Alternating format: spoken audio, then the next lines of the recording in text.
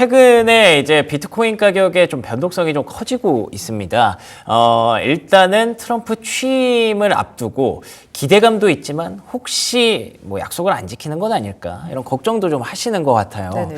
최근의 가격에 대해서 흐름에 대해서 어떻게 보고 계신지 궁금합니다. 일단 말씀드리고 싶은 게 이게 비트코인 가격 자체가 10만 달러에 거의 육박하다 보니까 다들 막 1000달러가 움직여도 사실 한국인 입장에서는 150만 원 정도가 움직이는 거잖아요. 그렇죠. 그럼 굉장히 변동폭이 크다라고 느끼시는데 이게 사실 10만 달러에 1000달러라고 하면은 몇 퍼센트인가요?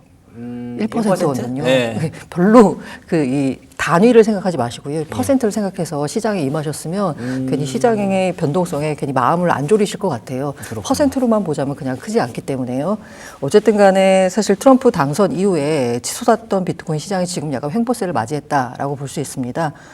지금 변동성이 커질 거다라고 하고 있는데 지금은 기대감이 올랐어요. 지금까지는. 그쵸. 사실 네. 트럼프 대통령이 당선이 됐다고 해서 당장 바뀐 게 없는데도 불구하고 바뀔 거다라는 기대감이 올랐거든요. 그런데 막상 취임식 이후에는 기대감이 아니라 정말로 뭔가를 보여줘야 되거든요. 그쵸. 그 정말로 뭔가를 보여주는 그 첫 번째가 바로 취임식 때 행정명령을 발표할 거다라고 하고 있는데 그 행정명령 가운데 이른바 코인 관련된 어떤 행정명령이 들어갈 것이냐에 대해서 시장은 다시 기대하고 있거든요.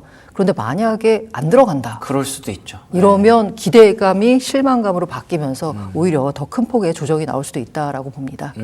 그래서 지금 뭐 그걸 장담할 수가 없기 때문에 아무도 장담을 할 수가 없기 때문에 시장이 계속 비트코인 가격이 변동성을 겪으면서 박스권에서 좀 등락을 지속하고 있는 게 아닌가 싶고요. 제가 보다 보니까 뭐 위험 지수가 12까지 급등을 했다 이런 내용이 있던데 이거는 어떤 내용이에요? 그 말씀드린 대로 뭐 증시에서도 변동성 지수라고 있잖아요. 빅스 지수. 네네. 네. 뭐 코인 시장에서도 마찬가지로 그러니까 증시에서 쓰는 대부분의 지표가 코인 시장에도 그대로 보인다라고 보면 그렇겠죠. 돼요. 특히나 네. 이제 기술적 지표 같은 경우에는 보면요, 말씀하신 대로 이게 불확실성입니다. 진짜 지금까지 트럼프가 했던 모든 발언이 정말로 표심을 잡기 위한 발언이었냐, 아니면 정말 진심이었냐, 이거에 대해서 아직까지 그 누구도 장담할 수 없거든요. 그럼요. 업계는 진심이었다라고 기대하고 싶은데 또 일각에서는 저건 단순히 표를 잡기 위한 거다라고 말씀하신 분들도 있고요. 이게 왜냐하면 트럼프 취임 이후에 코인 관련돼서 본인 입으로 본인이 직접 발언한 게 거의 없어요. 아 그래요? 네. 다들 주변에서 이럴 것이다. 혹은 트럼프가 간접적으로 뭐 인사가 만사다라는 얘기를 하잖아요. 예. 여러 가지 행정부 내 인사들을 배치를 하면서 친코인 인사들을 배치한 걸 두고서 친코인 정책을 펴겠구나라고 짐작하는 거지 본인 입으로 직접적으로 뭔가를 뭐 굉장히 구체적인 뭔가를 말한 적은 없습니다. 구체적인 네, 내용. 그냥 뭐 예를 들면 비트코인을 네. 미국을 비트코인의 수도로 만들겠다고. 그거는 다 기억하시죠? 네, 뭐 네. 그런 식의 약간 큰 틀에서의 발언을 했지만 그래서 구체적으로 뭐 할 건데? 그렇구나. 라고 했을 땐 발언이 없거든요. 예. 그래서 지금 걱정하는 부분이기도 하고요. 그래서 아마 변동성 지수가 커진 거 아닐까라는 생각이 들고 있습니다. 아무래도 이건 취임식 날 어떤 행정명령이 나오냐에 따라서 시장의 향방이 결정될 것 같습니다. 알겠습니다. 트럼프 취임식이 20일이거든요. 공약을 먼저 좀 보면서 얘기를 들어보면 좋을 것 네네. 같아요. 어떤 공약들이 지금 나오고 있는 거예요? 사실 트럼프 대통령이 직접적으로 공약을 내거나 만약 법안을 뭐 이런 걸 추진하겠다라고 하진 않았지만 가장 기대되는 건 아무래도 전략적 비트코인 비축 관련된 법안이죠. 그렇죠. 예. 이미 지난해 7월에 신시아 루미스 공화당 의원이 낸 법안이고요. 이 법안이 통과되진 못했습니다. 그런데 이 법안을 냈다는 사실 자체 그리고 많은 사람들이 관심을 보였다는 자체만으로 비트코인 가격을 끌어올리는 데 도움이 됐고요. 무엇보다도 제가 느끼기에는 미국에서 과연 이게 실행될 수 있을까 부분에 대해서는 의문을 제기할 수 있지만 미국을 견제하는 다른 나라들, 특히나 이제 아무래도 경제 규모가 좀 작은 나라들 입장에서는 미국도 이걸 한다는데? 라고 하면서 실제로 본인 국가들에도 이걸 도입하려고 하는 시도들이 곳곳에서 나타나고 있습니다. 그렇군요. 미국 내에서도 주정부 단위에서는 나타나고 있고요. 예, 뭐 텍사스 같은 경우에. 맞습니다. 예. 부탄은 최근에 한 발 더 나아가서 부탄 같은 경우에는 이번 비트코인 급등으로 굉장히 국부가 증가한 나라 중에 하나잖아요. 그래요? 예. 부탄 같은 경우에는 자국의 수력 발전을 이용해서 비트코인을 직접 채굴하고 있습니다. 이러다 보니까 여기 부탄은 한 걸음 더 나아가서 비트코인, 이더리움, BNB라는 바이낸스 코인이 있거든요. 이걸 전략 자산으로 우리가 비축하는 걸 고려해야 할 때다. 이러고 뭐 다른 어떤 중앙은행 총재는 나와서 우리도 외환 보유고의 다각화 일환으로 비트코인을 좀 전체 자산의 한 5% 정도 들고 와야 되지 않을까라는 이제 발언을 하고 있습니다. 그렇군요. 이런 정도로 이 전략적 비트코인 비축 법안은 말이 나왔다는 것 자체만으로 이제 시장에 영향을 미치고 있는 거고요. 그리고 이렇게 전략 자산으로 비축을 하면은 갖고 있는 건 안 팔겠죠. 그렇죠. 네. 미국 정부가 현재 그 범죄 수익으로 압수한 비트코인이 한 20만 개 정도 됩니다. 근데 그게 시장에 나올 거다라는 말이 돌 때마다 가격이 출렁했거든요. 맞아요. 최근에도 맞아요. 이 법원이 팔 수 있다, 팔아도 된다라고 명령을 내렸어요. 근데 팔 수 있다라고 하니까 사람들이 큰일 났네. 이거 시장에 나오는 거 아니야. 그때 또 크게 흔들렸죠. 맞습니다. 예. 근데 이제 팔 수 있다는 거지 판다는 건 아니거든요. 그쵸. 예. 네. 근데 만약에 트럼프 정부가 들어서면 아마 팔지는 않겠죠. 최소한. 그런 점에서 긍정적이고요. 비트코인 채굴 산업을 지원한다는 건 그 트럼프 공약에도 맞습니다. 미국이 다 모든 산업에 있어서 미국이 리딩해야 되는 거예요. 그럼 비트코인 채굴 산업 역시나 미국이 리딩해야 되는 거죠. 그래서 일각에서는 이게 뭐 반환경적이다라고 하면서 비판하는 사람도 있지만 적어도 트럼프 행정부 입장에서는 비트코인 채굴 사업 지원해서 우리가 미국이 비트코인 수도가 돼야 된다라는 것과 일맥상통한 거고요. 그다음에 조 바이든 현 정부의 그 규제 이 부분에 있어서 업계 사람들이 가장 불만을 많이 가졌거든요.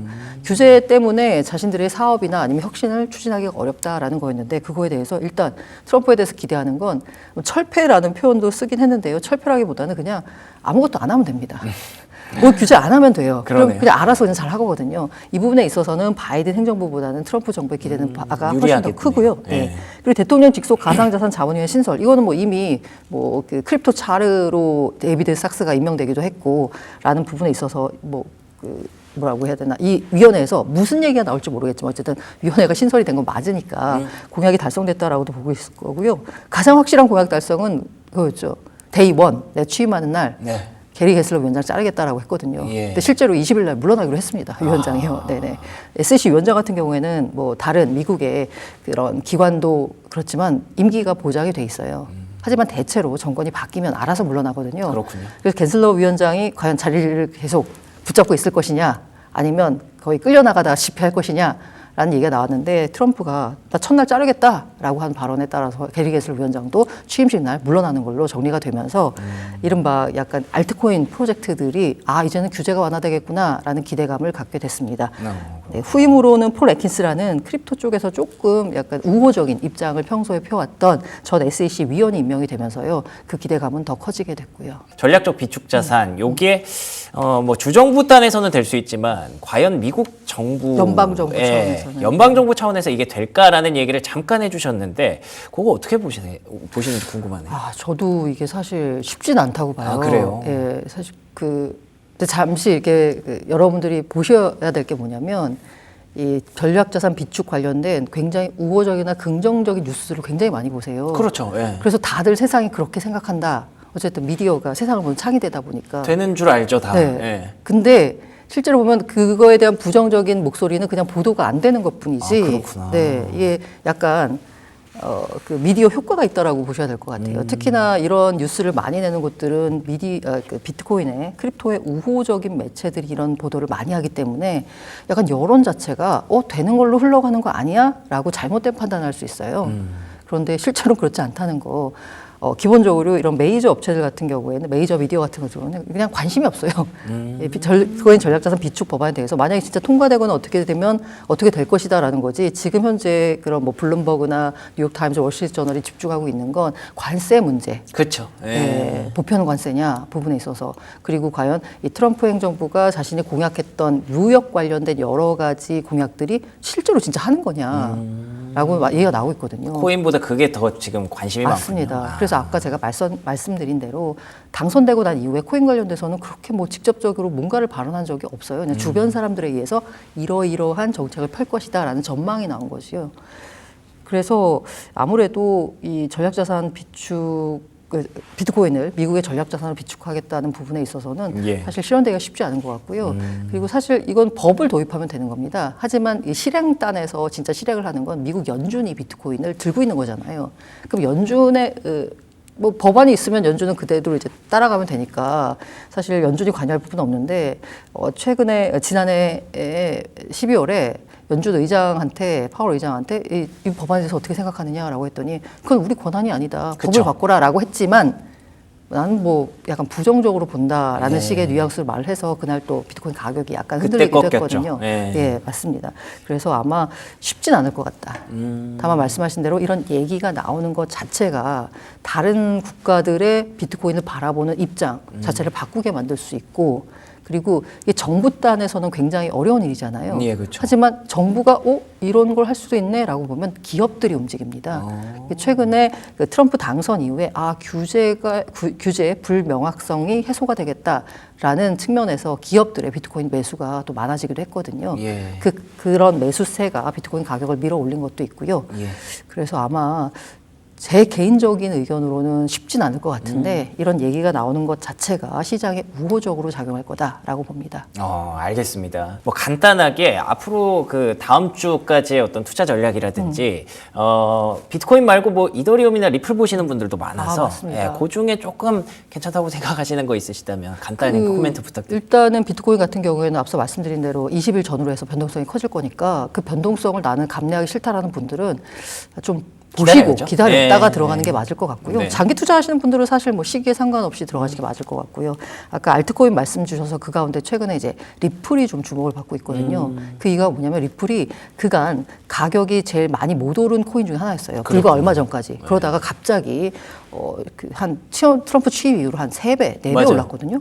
그 이유가 뭐냐면 리플이 가격이 못 오른 이유는 바로 규제. 그런데 이게 규제가 완화될 거다. 그래서 움직이고 있고요. 한번 움직임 지켜보시면 좋을 것 같습니다. 알겠습니다. 앞으로 리플에 대해서도 좀 주목해 보도록 하겠습니다. 지금까지 알고란 고란 대표와 얘기 나눠봤습니다. 오늘 좋은 말씀 고맙습니다.